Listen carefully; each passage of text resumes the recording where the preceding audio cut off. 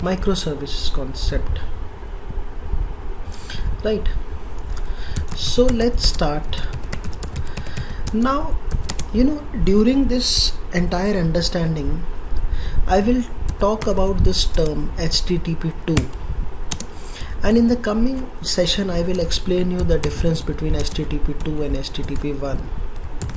I'll also very often use this term called protobuf or protobuffers. Protobufs or protobuffer, they both are same. I will also use a term called interface definition language, right, while explaining microservices. So these are the terms that IDL, the short form is actually IDL. But let's start with the basic definition of this framework called gRPC framework, specially designed by Google in year 2015. I'll come to that. That it's a remote procedural call by Google itself for its own work, but now it is very popular between different wherever SOAP and REST were being used. Now companies are preferring gRPC basically. But what actually is gRPC? It is like a framework only, like Spring Framework. It is also like a complete framework in itself, but it is a framework which works with the latest HTTP protocol, basically HTTP2 protocol. Now you might not be aware about HTTP1 or 1.1. Those were being used with REST. HTTP1 and 1.1 were very popular with REST. I'll tell you the differences and why 2 is more useful and more popular. So right now what we have learned is it is a framework. I will come to these slides. Right, so it is a framework that specially works on HTTP2 protocol, right, and it uses protocol buffers to create a interface definition language, basically stubs, or basically what they mean by is that a proper contract is created between client and server, right, so that a very strong, robust kind of a programming or robust kind of a relationship can be created between client and server. Now, why microservices are popular? As of now, what we have learned is what is gRPC. It's a framework that works over HTTP2 protocol. It is released in 2015 by Google itself. It is a product of Google. Even IDL is also favored by Google. All updates of IDL is also given by Google itself. But why it is so popular? Why microservices is so high in demand in market today? See, there is a term called low latency. What does this latency term mean? See, there should not be any lag between client and server communication. There should be, let's say, minimum lag between client and server communication.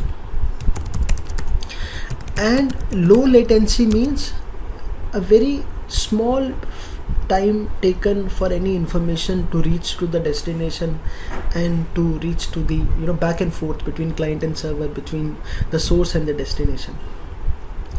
And so I will show you that why there is a minimum lag or minimum delay, why it takes minimum time to send the information across the server and between client and server basically.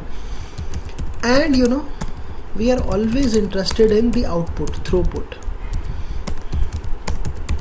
right, that in terms of its efficiency, it should be it should cater to all the problems of the first RPC. Then we have Corba and RMI. We had SOAP, we had REST. All these these transmission techniques that used to exist. Why efficiency or scalability is so high with gRPC? We'll talk about that. So what we have discussed is that this framework gRPC works on HTTP2 protocol, and it has its own interface definition language released in 2015 by Google, low latency and higher throughput, right? But before we start creating a project, we should first know this term called inter-service or inter-process communication. What is this inter-service communication? Right, so we have taken this small example. If I give you the idea before showing you the PPT, see, let's say we will take a shopping service example.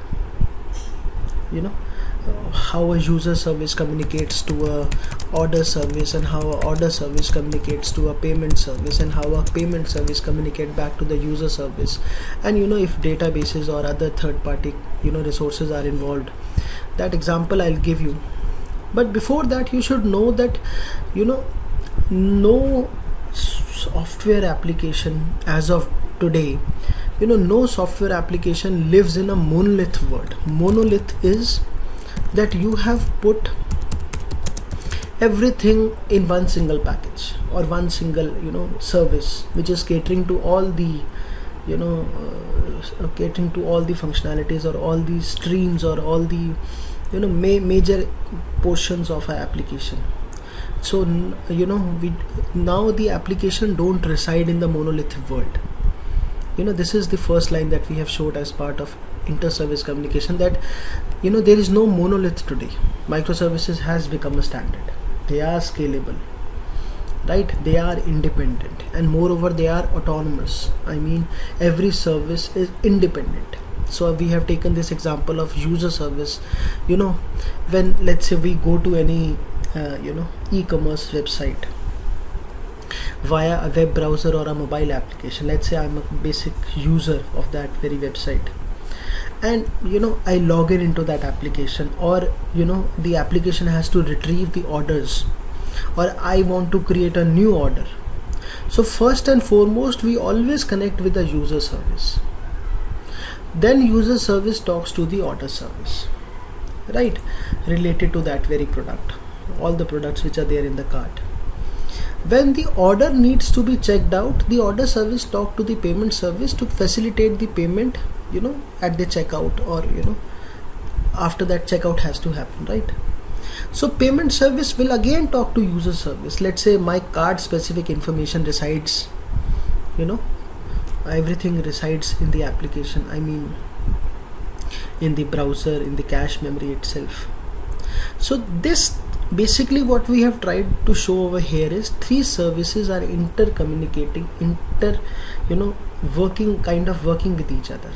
After that, we can talk to the database or data storage. We can talk to any external device, any external services, REST or SOAP can also be used.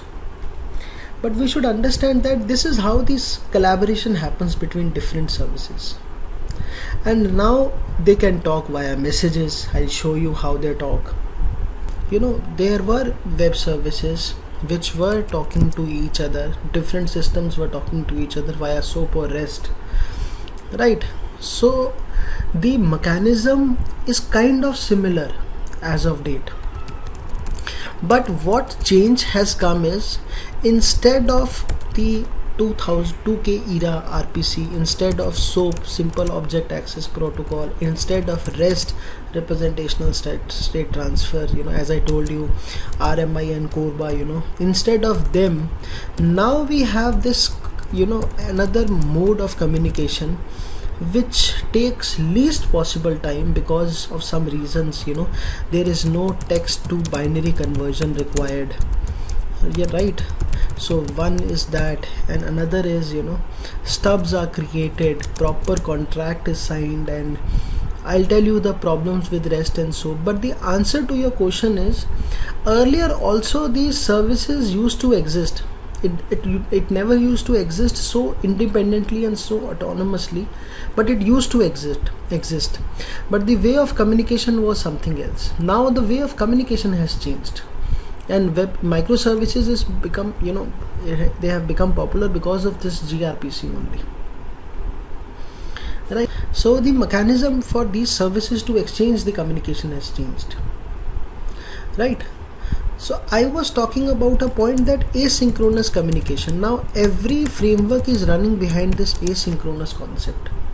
Synchronous communication, asynchronous communication, they exist, So now basically what is asynchronous? That you keep all the messages that one service has to pass to another in queues, right?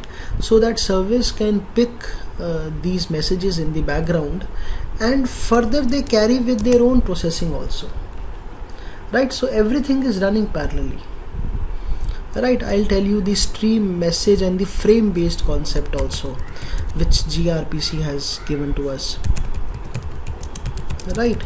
I will tell you about bidirectional streaming also, which no other architecture used to give to us, right? So asynchronous, and this inter-service communication has actually evolved over the last few years. As I told you, it all started with RPC, remote procedural calls, right? I have mentioned this in the slide also, that here the evolution of inter-service communication is there. So everything started with the RPC. What RPC used to do? RPC basically used to call the functions on different ports or different hosts name, different servers. Like you might have seen in Java, we call a function of a particular class. RPC used to work like that only. RPC used to call a particular procedure on the server side in a different address space, like we call the functions locally, and client invokes server functions remotely. We used to mention that on this very server IP, this port, the function exists, please call that. So RPC used to use TCP protocol, and they think that TCP does not support interoperability. They are very complex to implement, RPCs, right?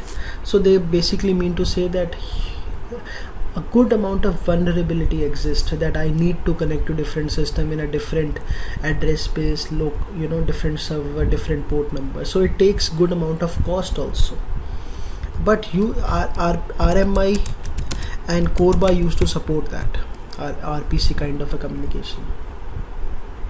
So this this limitation of RPC, that limitation is kind of switched to a new standard, SOAP, Simple Object Access Protocol. Now many companies, major companies, they started using SOAP, and as I told you, it used to work on the SOA architecture, service oriented architecture,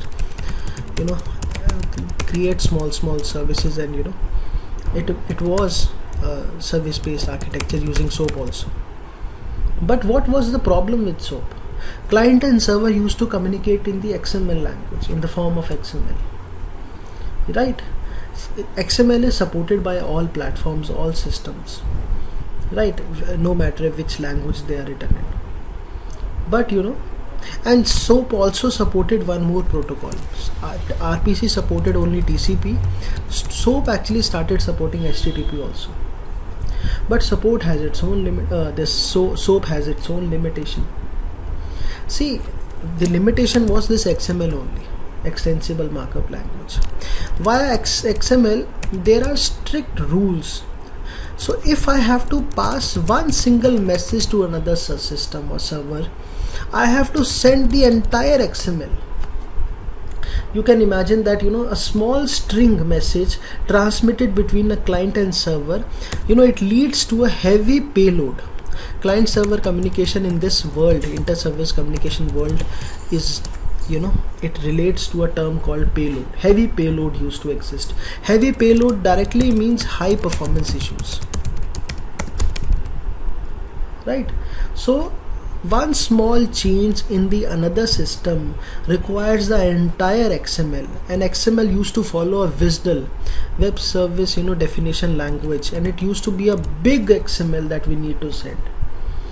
So it was a problem to implement with SOAP specifications, for the larger distributed application.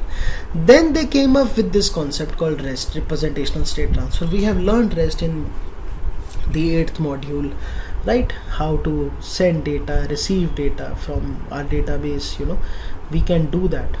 But now let me tell you certain limitations of REST, right?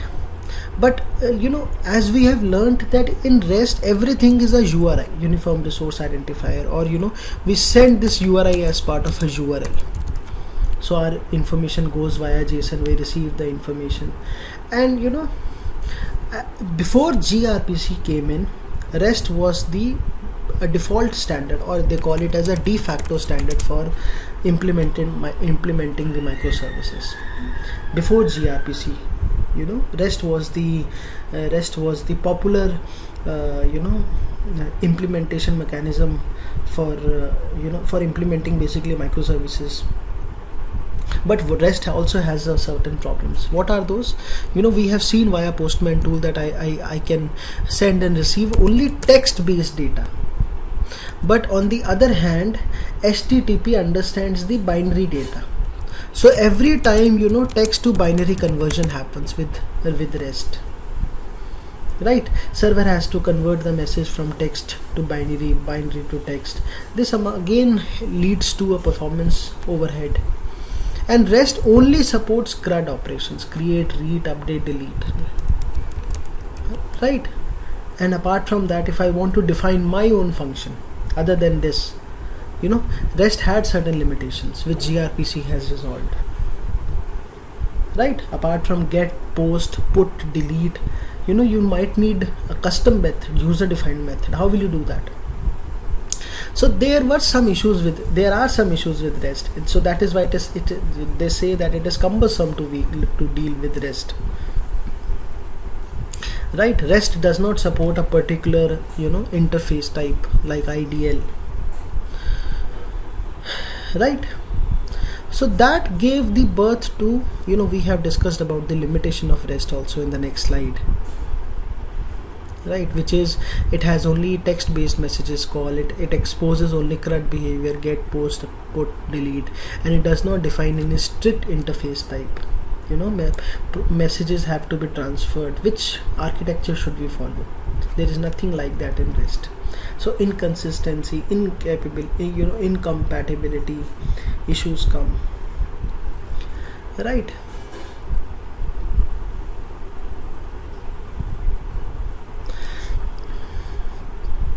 So let's say I have to transfer the data to other system, right? So there is this common line in firms. Let me listen to this, that that when programmer gets a job to implement the REST based service, what they do is they simply start sending the data over a wire or over the network, and they start coding their functionality accordingly.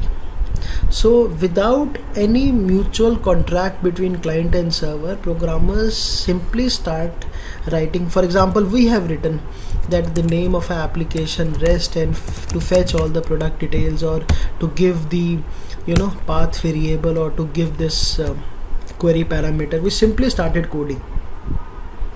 But gRPC does not work like this. They say you should create stubs first. Basic implementation should be there in your system as well at the server side or the other system also. So you can't simply say that this is the URL, please call this URL to receive the data.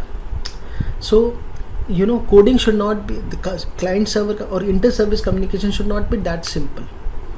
So when they say it does not define strict interface type, meaning this, they want to say there should be some predefined work which has gone to before implementing any functionality, so that tomorrow I can't change that. I have to send a different data type. I have to I decided that that something else will go, and there was not proper communication.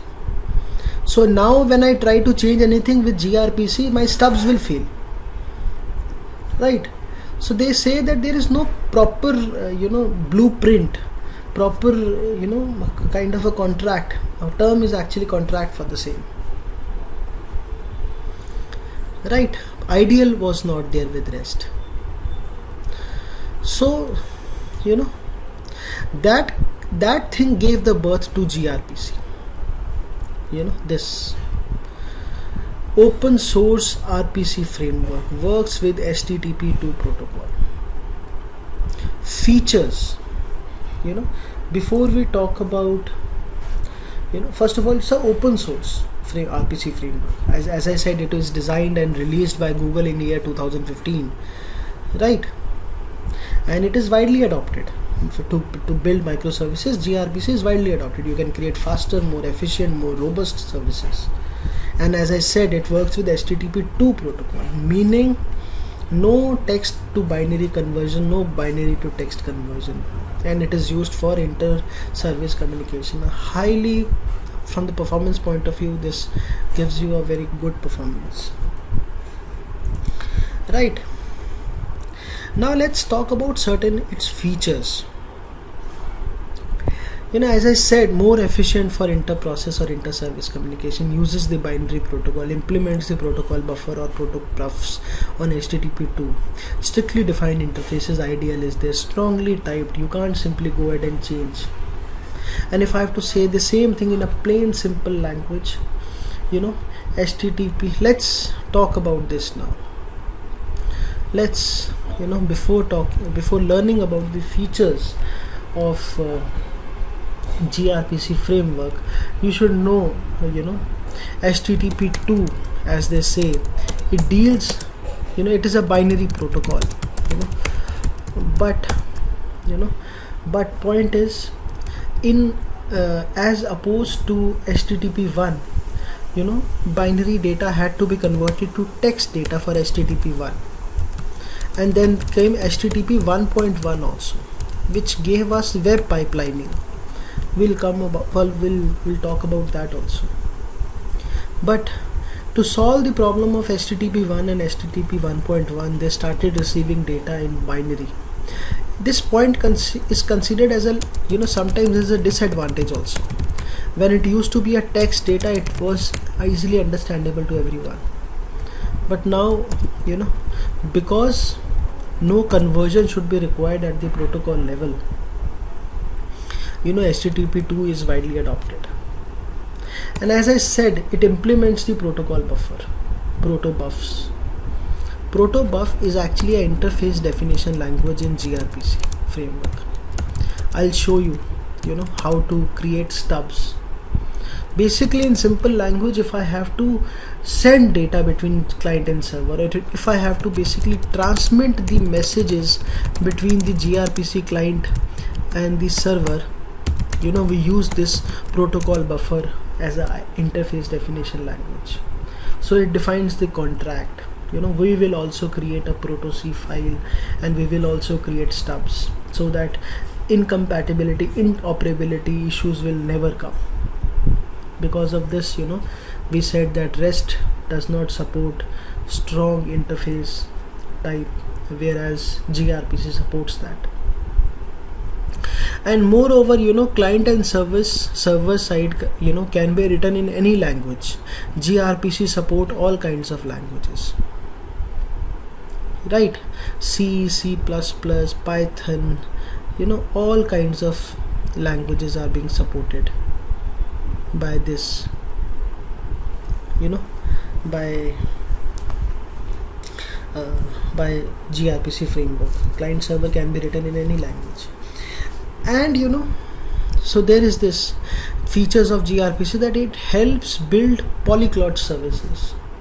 Now what is this polyglot services? As I was telling you, that if I have a service contract in protobuf in the IDL, meaning I can pick any language of my choice to generate the client and server stubs which are required for gRPC communication. Polyglot is two systems written in any language talking to each other via gRPC framework. So gRPC supports all kind of programming languages, Java, Python, popular one, we have Go language also, we have C, C++ also, right? And it supports bidirectional streaming. Bidirectional sleep streaming means I can send receive stream of messages. As I told you in a in this gRPC, I'll tell you that there are a parent. So multi bidirectional streaming of messages happen via this architecture. Stream has message has frame, further frame has a stream ID. I will explain you that, right? And authentication, error handling is part of microservices, right? So you don't need to go outside for these concepts. Error handling, it comes bundled with gRPC framework. Even it works well with the cloud platforms, they support gRPC as their communication protocol. There is a cloud platform with the name Prometheus. It also uses gRPC as their communication protocol, and because of these advantages, companies like Cisco, Docker, Netflix, they very well adopt gRPC as their communication mode, as inter-service communication in these applications, they happen via gRPC only. So if you have these features or so-called advantages, you have disadvantages also, right? Now so-called this disadvantages, actually they are not. So as of now, they say that there is a very limited support, limited capability inside the browser to call gRPC. In simple language, what they are trying to say is, from the JavaScript, Node, React front, not much of APIs have been released to talk to other system via gRPC service, via gRPC framework. So from the browser side, APIs needs to be introduced, and it will come very soon, I think so, right? Response data, request data is only machine readable, meaning binary data.